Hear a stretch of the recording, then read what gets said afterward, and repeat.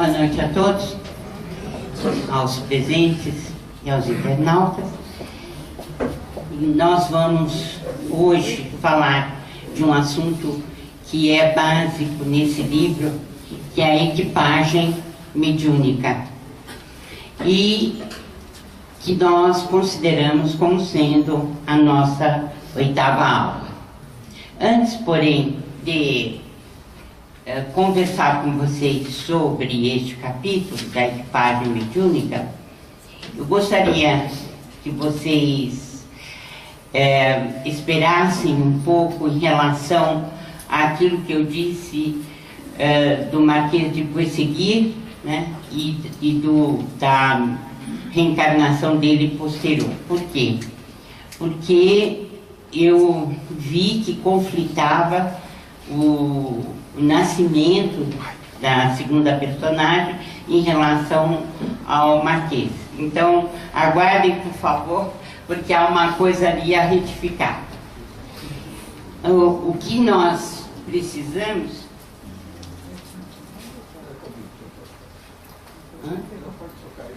É que não vai, não. Não.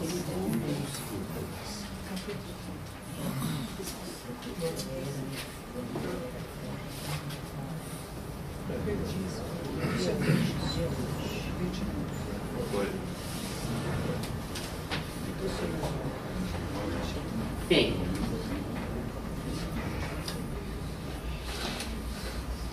nesse capítulo, o Aulus vai apresentar toda a equipe que trabalha na seção de desenvolvimento ou de desobsessão.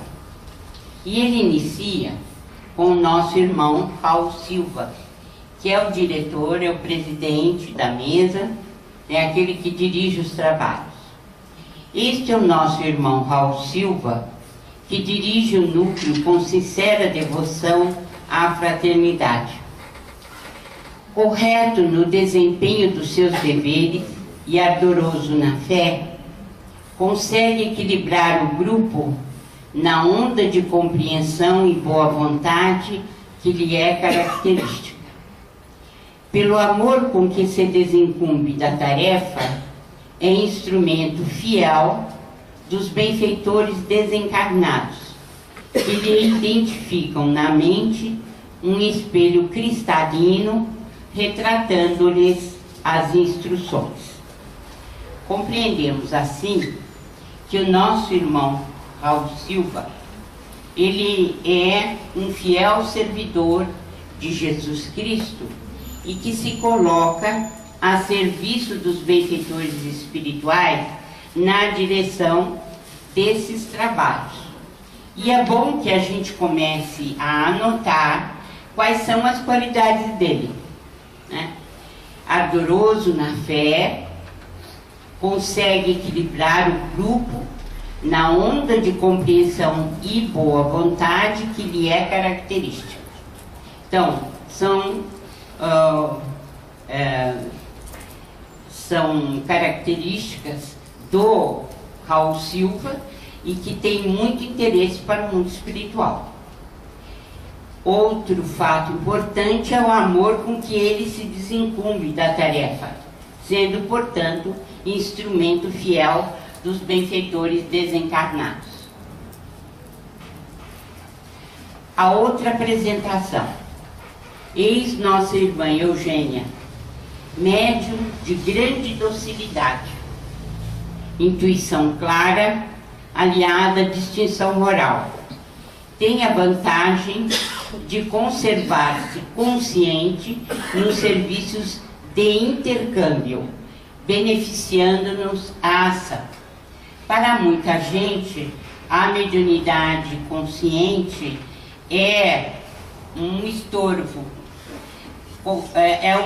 algo que a pessoa considera como sendo, de certa forma, um empecilho na execução das tarefas como médium.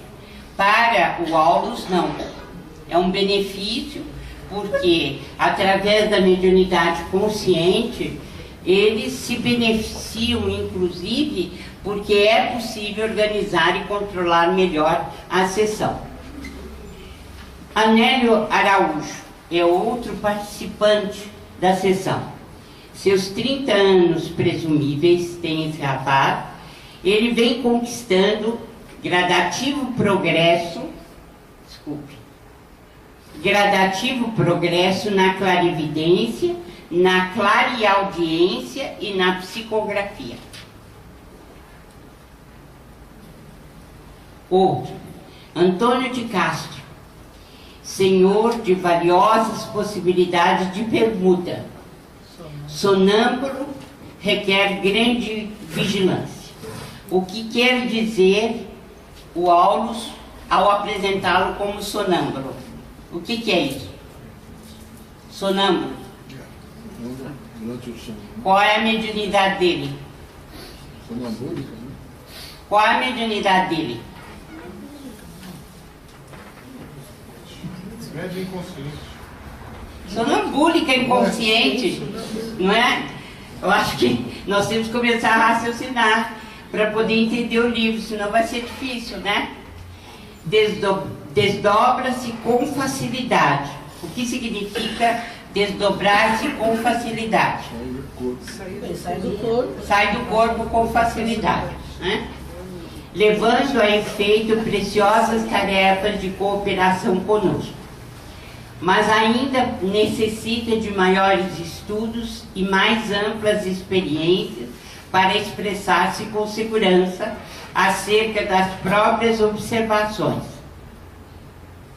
Quando ele está fora da matéria densa, ele age como uma criança, comprometendo-nos a ação. Quando empresta o veículo a entidades dementes ou sofredoras, reclama-nos cautela, porquanto quase sempre deixa o corpo à mercê dos comunicantes, quando lhe compete o dever de ajudar-nos na contenção deles, a fim de que o nosso tentame da fraternidade não lhe traga prejuízo à organização física. Aqui o Aulus está descrevendo o que eles necessitam na mediunidade sonambúlica ou inconsciente e no desdobramento. Quer dizer, que a gente também coopere com eles e não abandone o próprio corpo à mercê do espírito comunicante. Principalmente se o espírito comunicante é sofredor ou demente, né? Nós entregamos praticamente a chave das nossas funções orgânicas para alguém que não pode de maneira alguma, né, dirigir a nossa organização física. Nossa irmã Celina, outra componente da equipagem mediúnica, é devotada companheira, meio século de existência física, significativas vitórias em suas batalhas morais.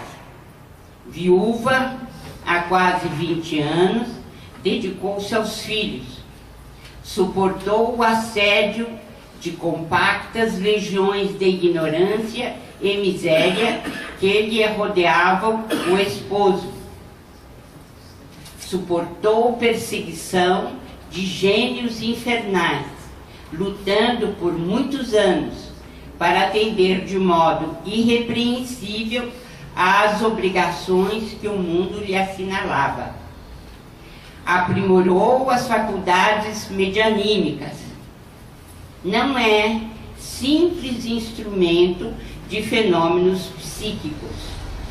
É abnegada servidora na construção de valores do espírito.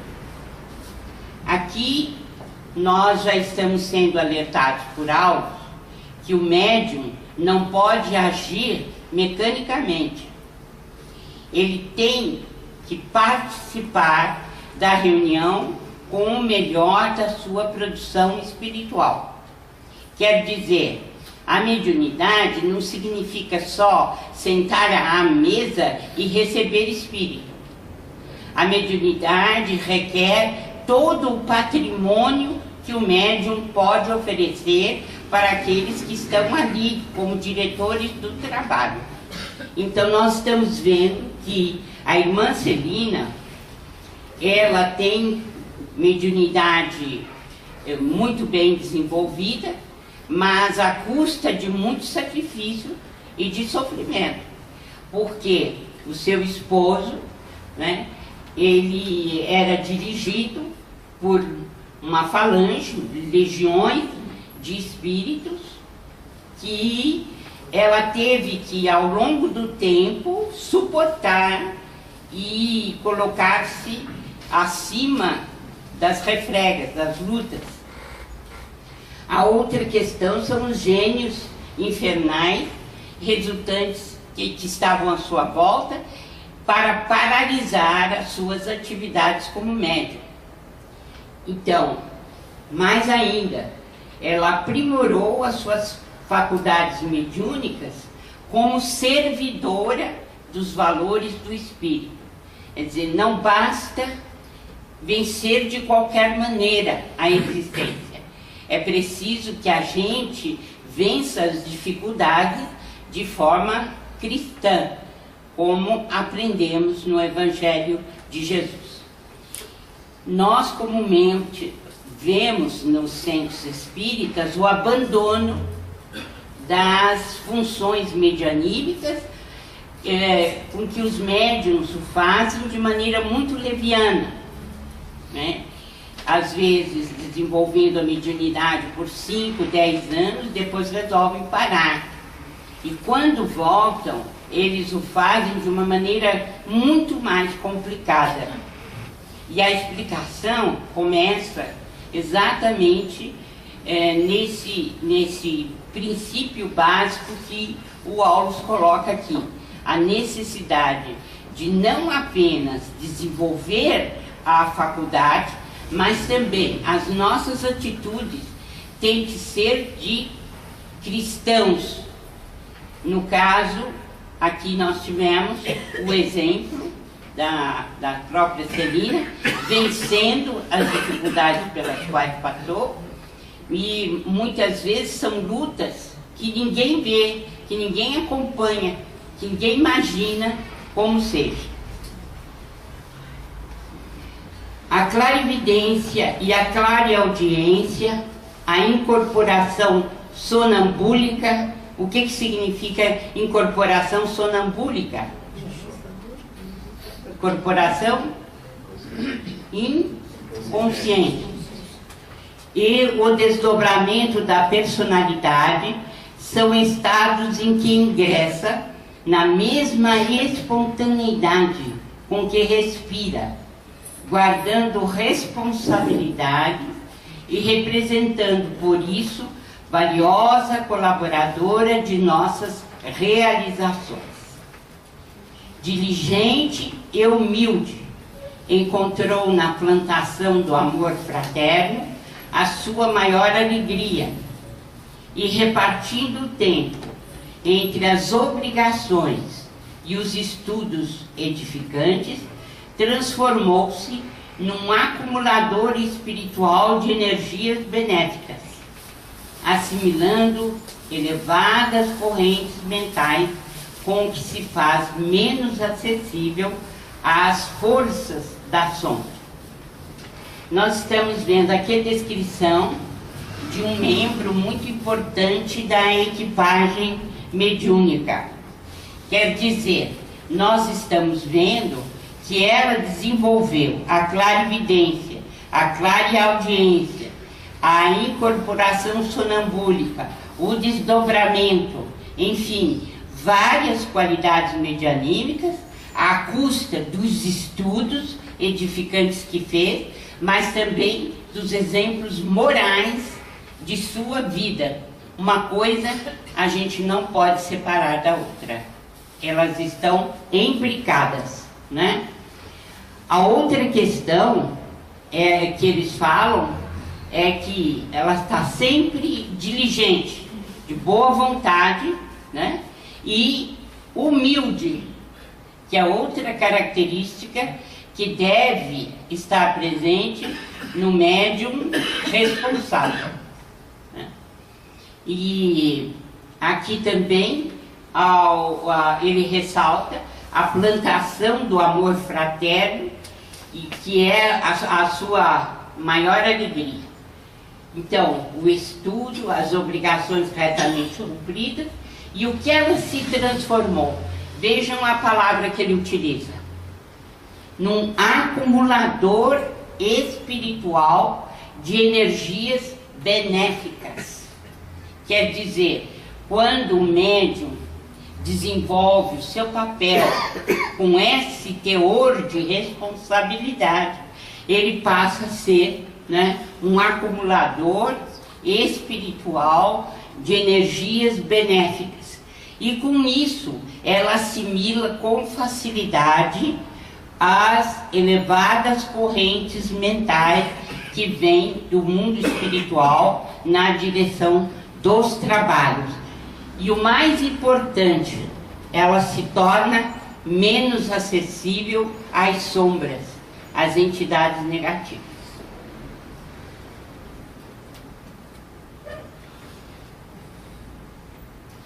Bem, os benfeitores espirituais costumam fazer as fichas psicoscópicas de todos aqueles que pertencem à sessão, ao trabalho. Creio que vocês já devem ter tido aulas suficientes com o André Luiz para a explicação do que significa o psicoscópio e como é que esse psicoscópio funciona, não é isso? Então, para tirar a ficha psicoscópica, é necessário que esse aparelho esteja funcionando, e esse aparelho funciona do mundo espiritual para o mundo material, porque nós não temos tecnologia ainda para tê-lo aqui materialmente falando, né? Então, a ciência da Terra costuma catalogar os elementos químicos que entram nas formações da matéria densa. Nós sabemos que um corpo, uma substância, possui cloro, sódio, isto, aquilo, podemos detectar as proteínas e tudo mais. E isto, comumente, nós já fazemos quanto à matéria densa. No entanto, nós ainda não temos essa aparelhagem para fazê-lo do ponto de vista da matéria rarefeita. O que ele quer dizer com matéria rarefeita?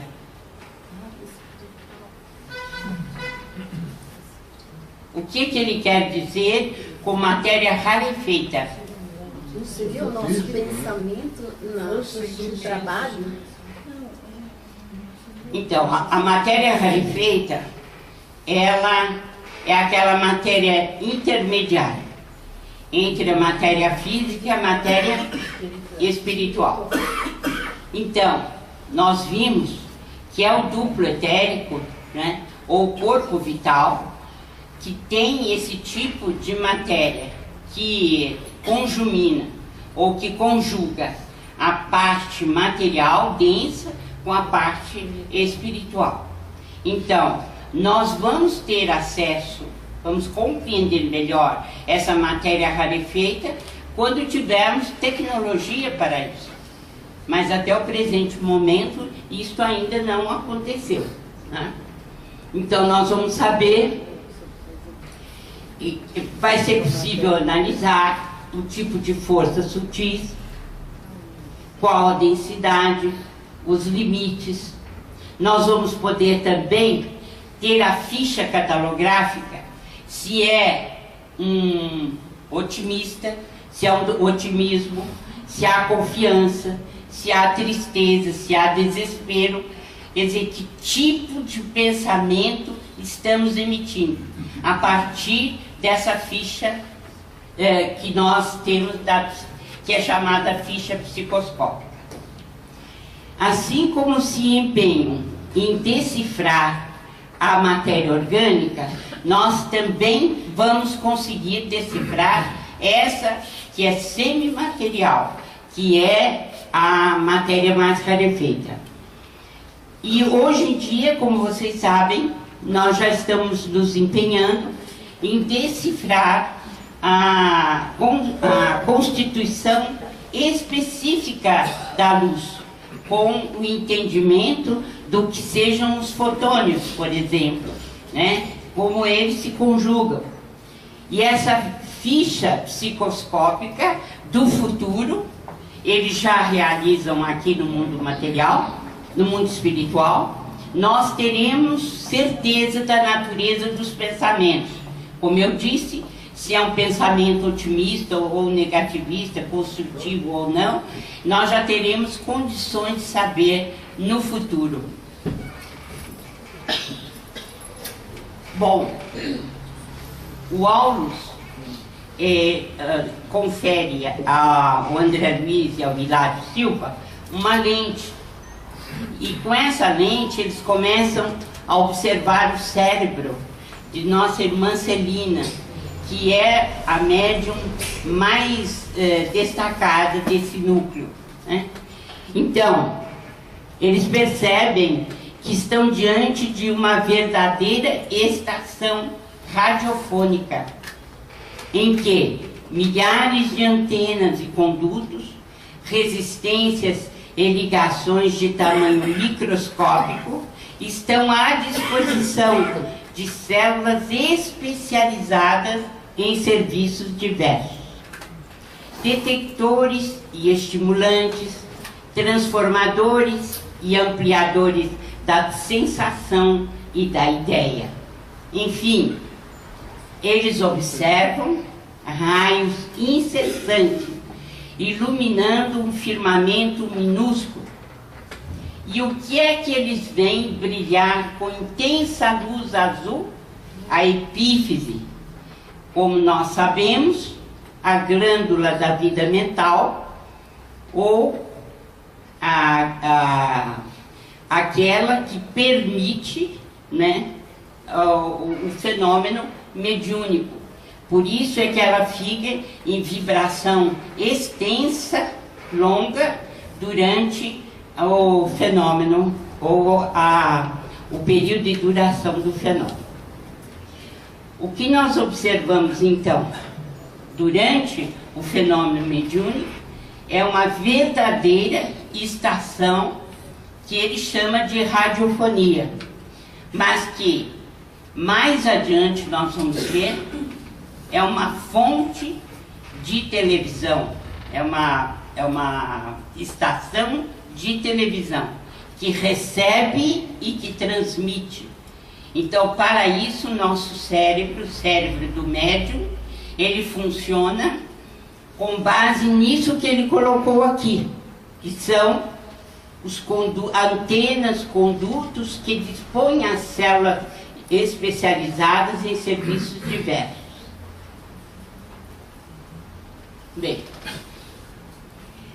qual a importância do mundo mental do agente e do recipiente?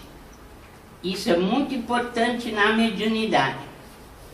As experiências adquiridas pela alma constituem maravilhosas sínteses de percepção e sensibilidade na condição de espíritos libertos em que nos encontramos, mas especificam-se no equipamento da matéria densa como núcleos de controle das manifestações da individualidade, perfeitamente analisáveis. Isso aqui é muito importante na mediunidade. Por isso que cada médium é diferente do outro. Não existe mediunidade igual. Não há possibilidade de dizer que os médiums são do mesmo naipe, da mesma essência. São diferentes e têm que ser analisados como tal. Então, por quê? Repetindo, as experiências adquiridas pela alma constituem maravilhosas síntese de percepção e sensibilidade, quando o espírito está liberto. Mas especificam-se no equipamento da matéria densa como núcleos de controle das manifestações da individualidade, perfeitamente analisáveis. Então, é diferente a condição do cérebro quando nós estamos livres no mundo espiritual.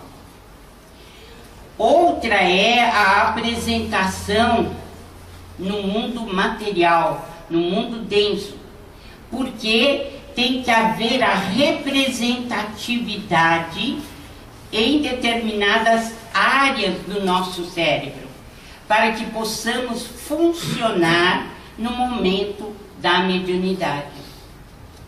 Não é a mesma coisa o funcionamento nosso quando estamos libertos, já desencarnados, e outra é a função, porque dependemos do cérebro orgânico, do cérebro físico.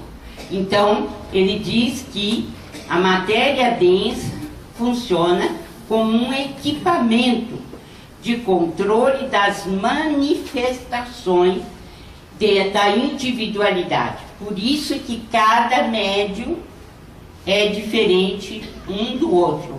Nós não podemos dizer que são da mesma massa, da mesma formação. Basta dizer que nós tivemos número de encarnações diferentes uns dos outros, nós que estamos aqui nesta sala.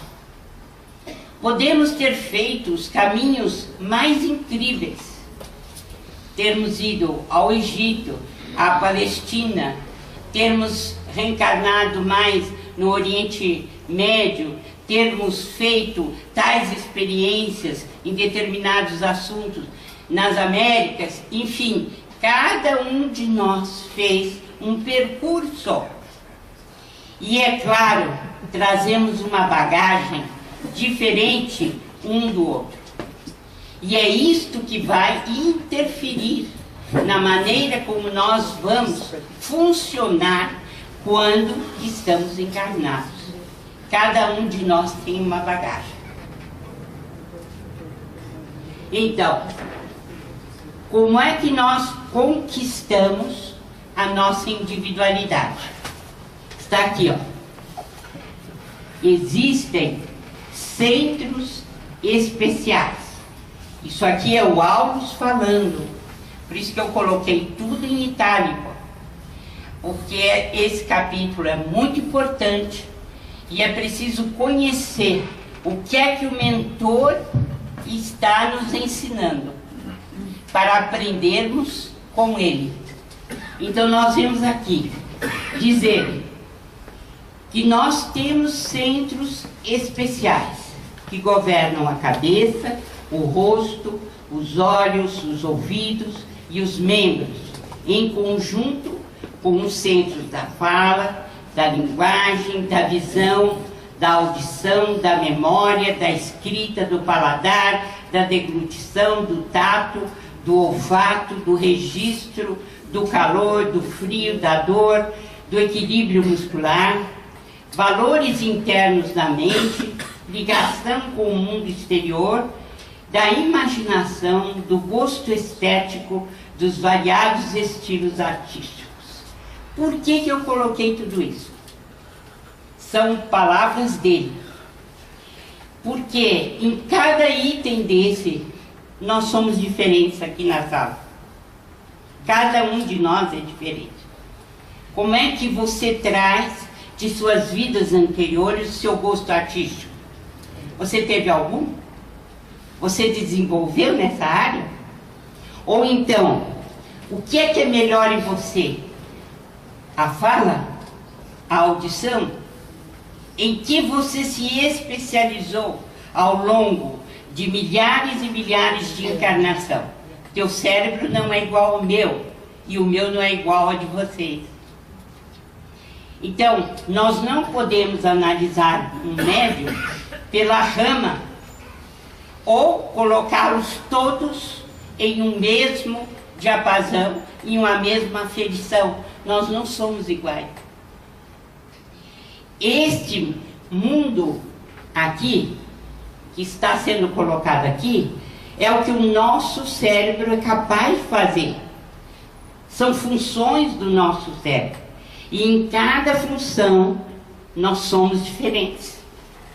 Nós temos experiências diferentes.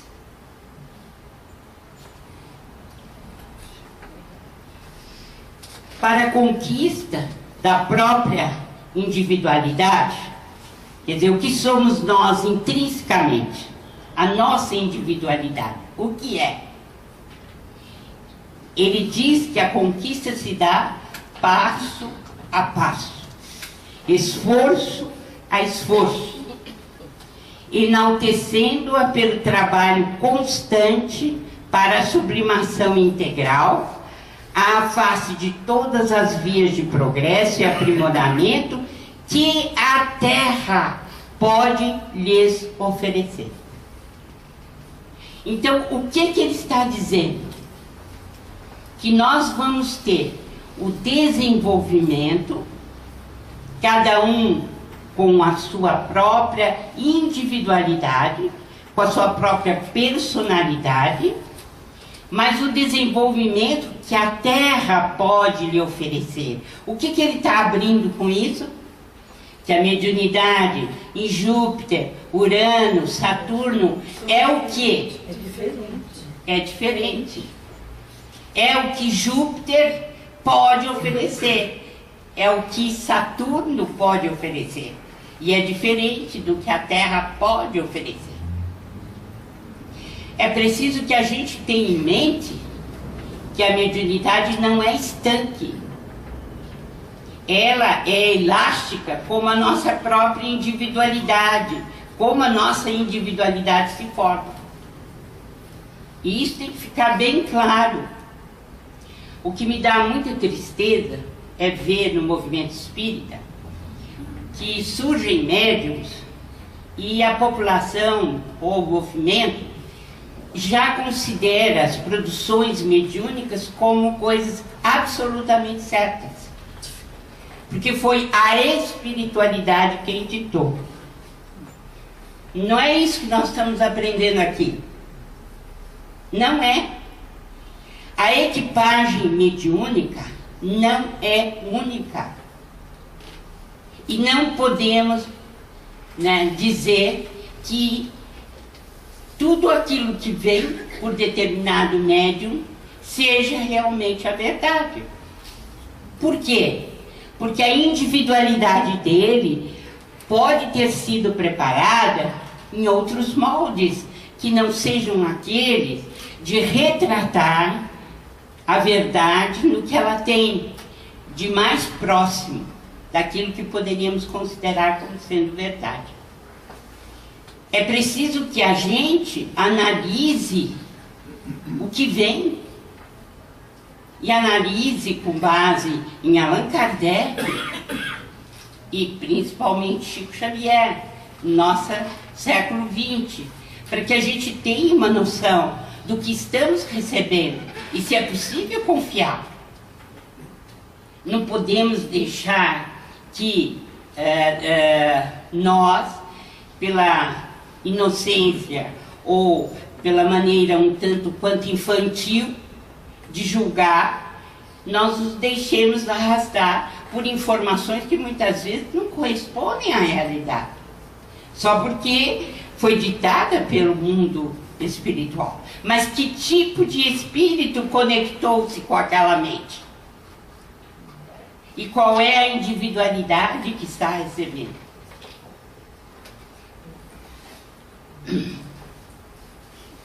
Não podemos realizar qualquer estudo de mediunidade sem o estudo da personalidade. Não são palavras minhas, são palavras do Aulus. Qual é a personalidade que está recebendo? Que tipo de informação está nos passando?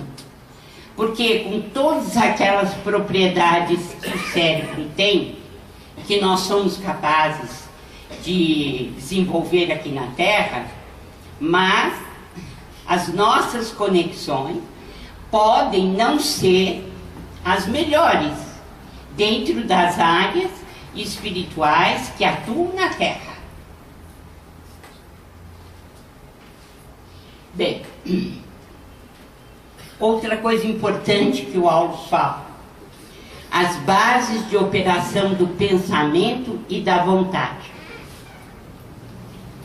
Palavras dele: considero de extrema importância a apreciação dos centros cerebrais que representam bases de operação do pensamento e da vontade, que influem de modo compreensível em todos os fenômenos mediúnicos, desde a intuição pura à materialização objetiva.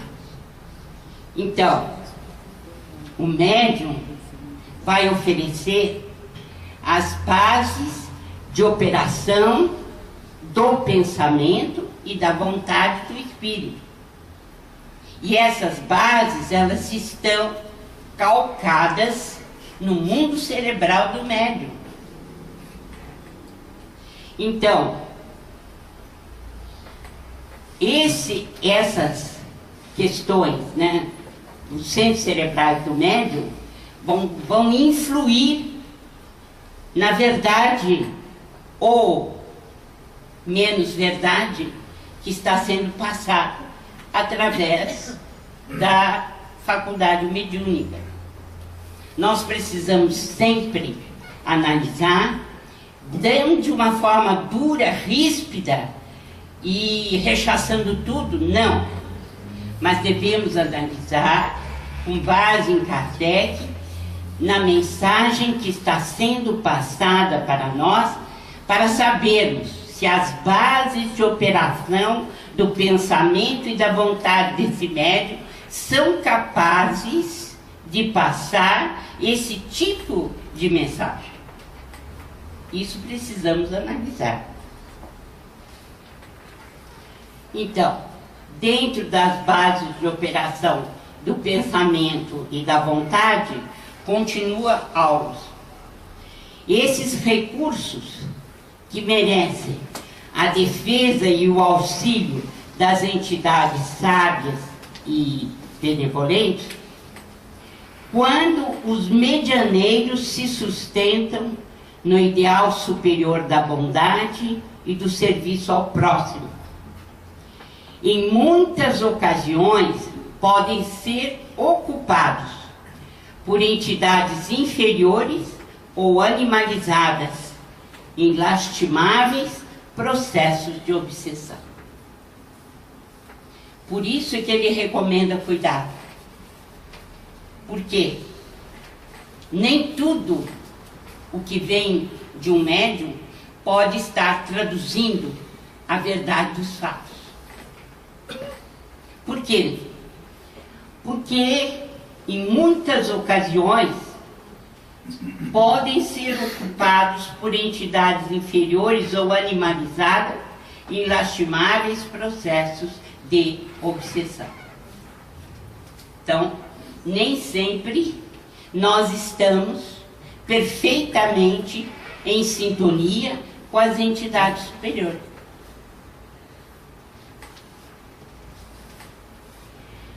Agora foi colocada para Aulus a questão: mas e Dona Celina?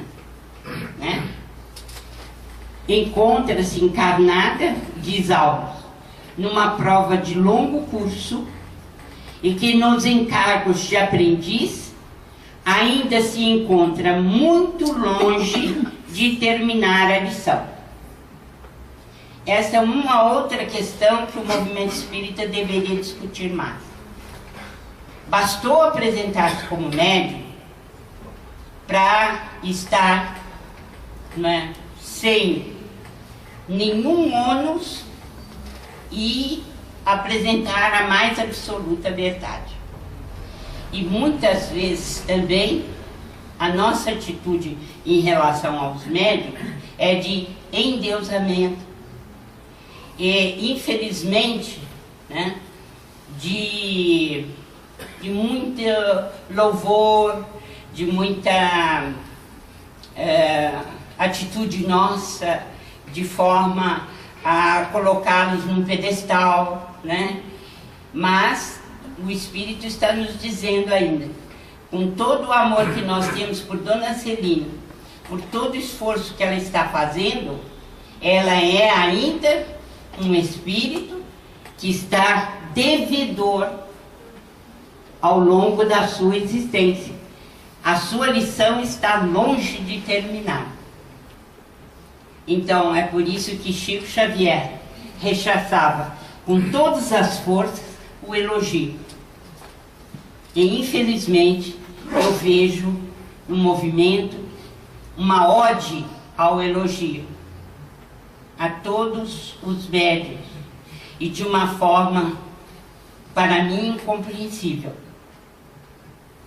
Porque, na verdade, nós ainda somos espíritos muito devedores, temos ainda de ralar muito para poder construir algo melhor.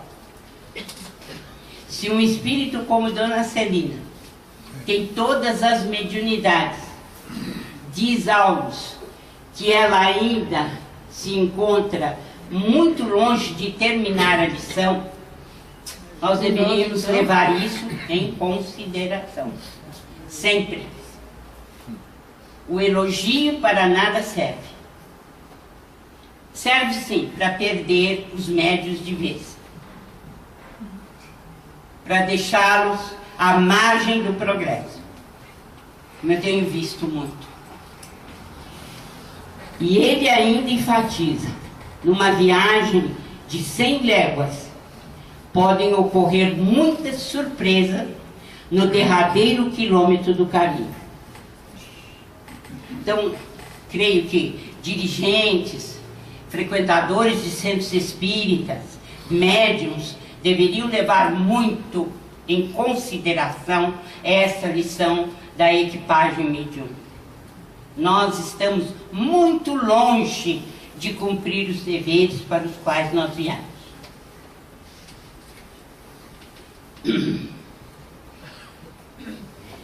Ainda sobre Dona Celina, ainda não possui plena quitação com o passado. Somos vasta legião de combatentes em vias de vencer os inimigos que nos povoam a fortaleza íntima. Inimigos simbolizados em nossos velhos hábitos de convívio com a natureza inferior, a nos colocarem em sintonia com os habitantes das sombras.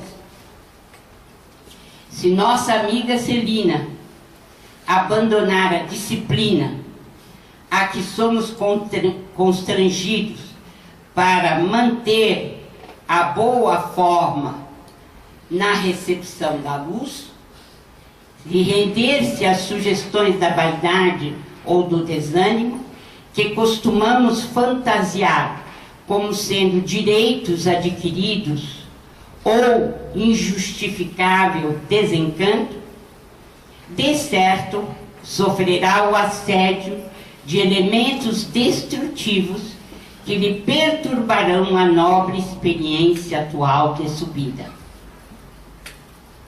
E ele diz que são muitos os médiuns em que eles observam ensaios promissores e começo brilhante, mas passam a acreditar que são eles os donos dos bens espirituais.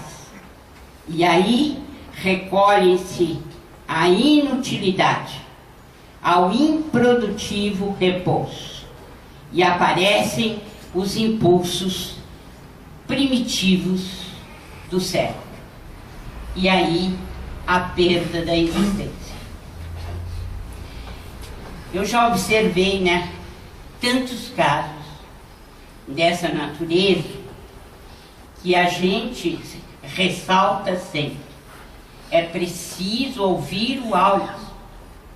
É preciso levar em consideração o que ele está falando. E por mais que nós façamos, nunca estejamos satisfeitos, não. Estamos em vias de, mas não alcançamos ainda.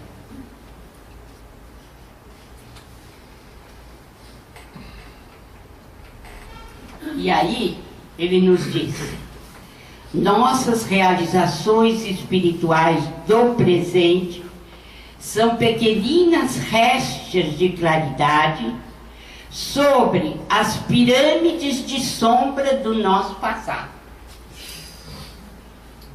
Se alguém tem ilusão, pode sair sem elas daqui. Quer dizer, um pouco de claridade e uma pirâmide de sombra.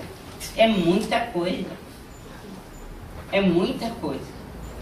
Mas ele não está falando em vão. É um dos espíritos mais lúcidos da coleção.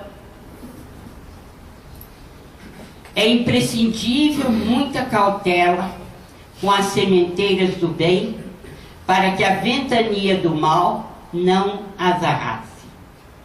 É por isso que a tarefa mediúnica, examinada como instrumentação para a obra das inteligências superiores, não é tão fácil de ser conduzida a bom termo, de vez que, contra o canal ainda frágil que se oferece à passagem da luz, acometem as ondas pesadas de treva da ignorância a se agitarem compactas ao nosso redor. Radical, não é? Não há ilusão da nossa parte. Finalmente eu vou contar uma história real de uma mensagem do irmão X. O espírito chegou do outro lado da vida e ficou desesperado. Havia errado muito, coletivamente. Levado à infelicidade a muitos lares, empregado sua inteligência de forma maléfica e assim por diante. Depois de algum tempo de sofrimento, de luta, ele foi analisado por um grupo de espíritos, nossos benfeitores do mundo espiritual, a fim de programarem uma nova encarnação para ele. E no auge da organização, ele diz: me mandem um câncer. Não, me mandem a paralisia para os meus membros. Eu vou ser um paralítico a vida toda. E por aí foi. Foi oferecendo o corpo físico para tudo mesmo. Aí os benfeitores olharam, viram e disseram: não, meu irmão, você vai descer e vai ser médium. Mas como? Só isso? E eles disseram: sim, só isso. Você terá que ficar 30 anos a serviço da mediunidade. E logo na juventude você será chamado a desempenhar suas funções. Ai, que ótimo, que maravilha e tal. E desceu todo contente. Reencarnou e começou, mesmo na juventude, o chamamento para a mediunidade. E ele frequentando a casa espírita. A uma dada altura, Humberto de Campos precisava levar uma senhora ao centro espírita. A senhora estava encarnada, para levar a sua netinha, que estava com problema de mediunidade, e a situação tinha se agravado. Humberto de Campos foi então intuindo a senhorinha para que ela fosse ao centro espírita, porque ele havia visto no mapa espiritual que aquele nosso irmão estava encarnado e servindo de médium naquele centro espírita. Aí ela foi até lá, a senhorinha, levando a netinha. E quando chegou lá, o médium não estava. E aí ela disse assim, mas o senhor não sabe onde eu posso encontrá-lo? Porque eu fui indicada para ele. Ah, sim, ele mora em tal lugar, assim, assim, assim. A senhora pode ir lá. Então ela foi levando a netinha para fazer a consulta diretamente com ele. Chegando em casa dele, ela ouviu escarrapachado na rede. Então ela disse, o senhor não vai atender hoje? E eu precisava tanto de uma consulta. E ele tinha tirado o chinelo, estava com os dedos bem abertões e tal, descansando. Aí ele disse assim, olha, minha senhora, eu já cansei. Ah, mas o senhor está cansado, o senhor está tão jovem ainda. Ele falou assim, trabalhar é para relógio. E despachou a senhora e a senhorita e não quis saber de mais nada. E ele, que viera para trabalhar 30 anos na mediunidade, não havia conseguido nem 5 anos de atividade mediúnica. Para nós vermos, e é uma história tirada da vida real, porque Humberto de Campos levou-as, né, como espírito para receber a instrução desse nosso irmão fracassado. Pensemos bem na mediunidade que nos é concedida, nos problemas graves que trazemos do passado, porque todo médium tem compromisso com a sociedade. São compromissos muito sérios com a coletividade. E em vez de nos enfeitarmos como grandes missionários, estamos a libré da humildade e trabalhemos. Porque somente o trabalho vai nos credenciar a uma situação melhor do ponto de vista espiritual. Alguém tem alguma pergunta a fazer?